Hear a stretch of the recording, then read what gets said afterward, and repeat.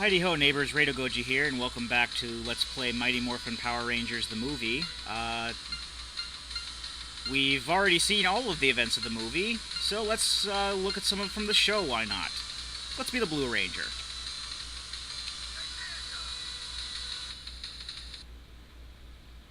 Also, another thing, I mean, I really haven't played the SNES version of the game myself, but I noticed that in the SNES version, all of the Power Ranger sprites were just palette swapped. These actually everyone has their own sprites.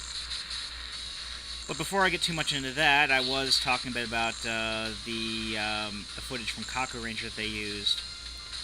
The Shogun Zords were actually the first ones that they used in Kaku Ranger, and there were only 5 of them, so it made sense for them to have like the five components. The Falcon Zord, who was known as Tsubasa Maru, came along, and he was his own entity. And then when they had, which basically was the Ninja Megazord, which was Kakure Dai Shogun, that was later on. And when they did that, basically it was just still the 5 of them that had the 5 components that turned into the 1. And it could still combine with Tsubasa Maru, but that was just if they really needed like a super power boost thing. Obviously, when they brought it over to Power Rangers, there were 6 Power Rangers, and instead of just starting over every year like the Japanese did, they basically went on and just made it as the same continuity. And they had to have some way for all 6 of them to have their own Zords, so that what they basically did was they just took Tsubasa Maru, made him the White Ranger Zord, and gave them the Kakure Dai Shogun first, I guess, because it looked better as a completed Megazord. Even then, the Falcon Zord was still kind of its own thing. But, again, not trying to compare the two or anything, just giving out some little geek trivia. I don't watch Power Rangers anymore, really. I go for the geekier approach. But I don't hate Power Rangers in any way, shape, or form. I don't really watch Power Rangers nowadays because I've already seen the show from the year before, and it kind of irks me seeing the same footage in different situations. In this level, which is basically starting the recap of some of the events from Season 2, we're fighting the Scarlet Sentinels, I think that's what they're called. And I do know a lot of the monsters from the second season look ridiculous. Like everyone remembers the camera guy and the mirror guy and the magnet guy. That's because all the monsters in Dai Ranger were based on stuff. And in this particular case, the 3 monsters we're going to be fighting in this level were all based on jewelry. So you have one that looks like, has like a necklace, like this one was based off of a ring.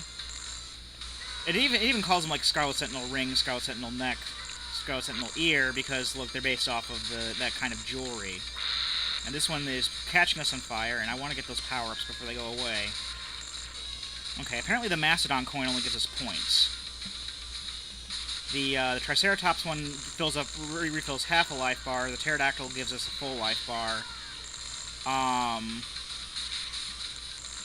I believe the Saber-Toothed Tiger, I want to say, or the Tiger Zord, one refills 2 life bars, one refills full life, and then the Tyrannosaurus, I think the Tiger Zord gives us full life, and then the Tyrannosaurus will give us an extra life. Okay, so I got all that figured out. Oh yeah, now we get to fight all 3 of them. Yeah, that's basically the special attack there. As you can see, it does a good amount of damage, but hurts us in the process.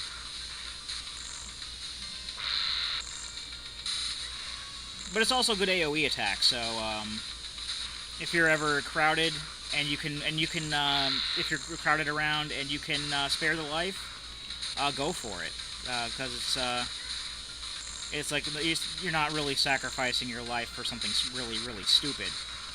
Like I can't think of a lot of games that have done that, where it's like it drains your life but doesn't do anything worthwhile. That can get you out of a sticky situation in some cases.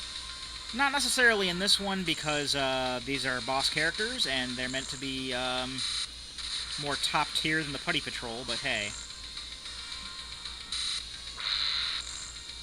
Also, they had a completely different big bad guy in Die Ranger. Lord Zed is completely was completely made for Power Rangers, and so were his special Zed putties. I guess they did. I mean, I could see them not using a lot of the Die Ranger footage. I mean, they wanted to keep the Zyuranger suits around because they were more recognizable to kids. So they gave them the new Zords, but they kept the old suits. Except when they upgraded Tommy from the Green Ranger to the White Ranger, because they were definitely out of Green Ranger footage. I mean, I know that they did make some like new Zyuranger footage for some of the newer episodes. I mean, it wasn't really Zyuranger footage. It was like footage that Toei actually made for Saban to basically fill in the gap. But the Green Ranger actually dies before Zyuranger is over, and passes on like the shield thing to the Red Ranger. So that's why we don't see a lot of Green Ranger footage. That's why he was constantly losing his powers and stuff, because they didn't have the footage. Let's go with the Thunder Megazord, shall we? And we get to see a little combination sequence of the Thunder Zords, as they're called.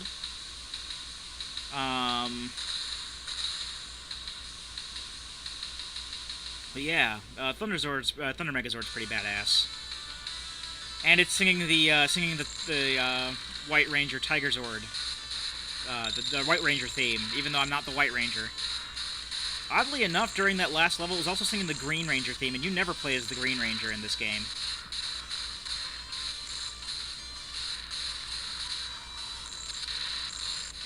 Yeah, the music is pretty from the Power Rangers is pretty corny, but it fits well with the show. The show itself is very corny, and it doesn't try to take itself too seriously. At least not until Turbo. When it got to Zeo and Turbo, it really started taking itself a lot more seriously, and it really didn't fit, especially considering the Car Ranger was more of a joke series in and of itself. As a lot of the car-themed shows like Turbo Ranger, Car Ranger, and Go Ranger were more for like the fun of it, whereas there were some Sentai shows like Shinkenger that were a little more serious. And then there were some like Go Sager, which weren't that great.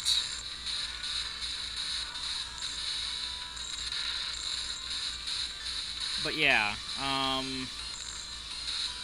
the Die Ranger footage. The Zyuranger suits were more recognizable, so they decided to stick with that.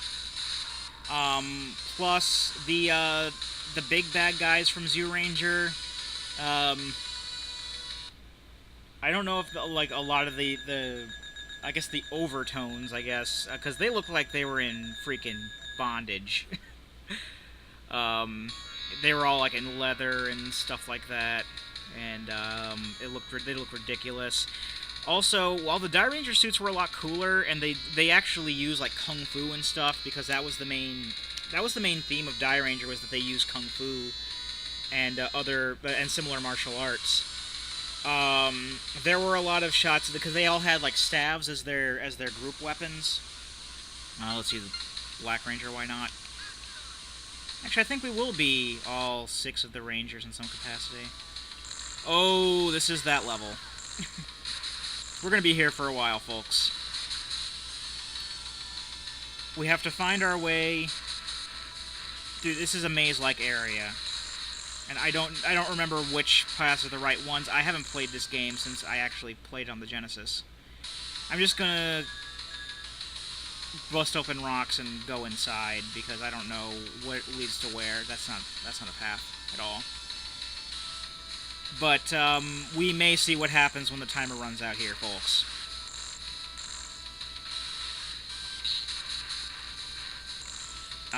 But yeah, as I was saying, the Die Rangers had staves as their main group weapon. And they did a lot of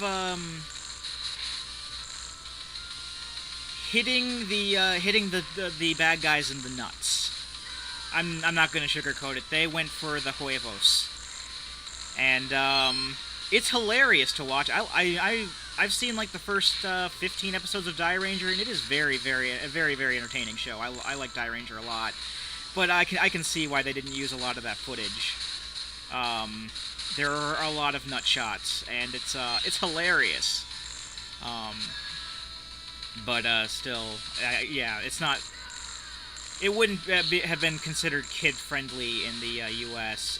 They're a lot less draconic with the violence rules over in Japan than they are over here. So so while like a lot of super nerds will be like, "Oh, Super Sentai is an adult. It was made for adults, so it is not." Of course, they had to tone down the violence a lot. It's like, no, it's not. It actually is made for kids over in Japan.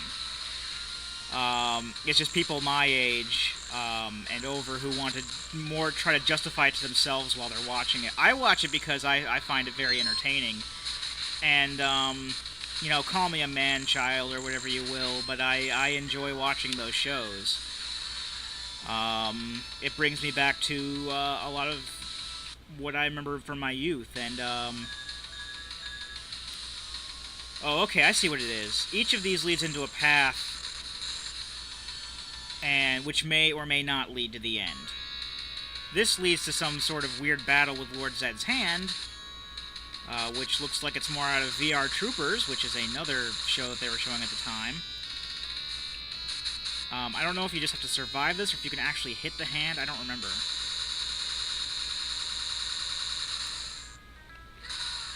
Oh, you can hit the hand. VR Troopers was used footage from a lot of Metal Hero shows like Metal Dur and Spielbahn, I believe was the ones that they used. But this is not VR Troopers. So anyway, after this pointless little battle... Oh yeah, if you let that explosion hit you, it will hit you like twice if you're like right in the middle of it, and it's very annoying.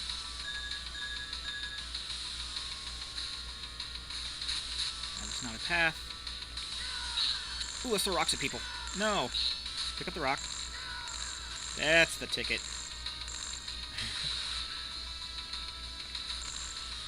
But yeah. And this game is still as fun as it was back in the day. I'm enjoying myself.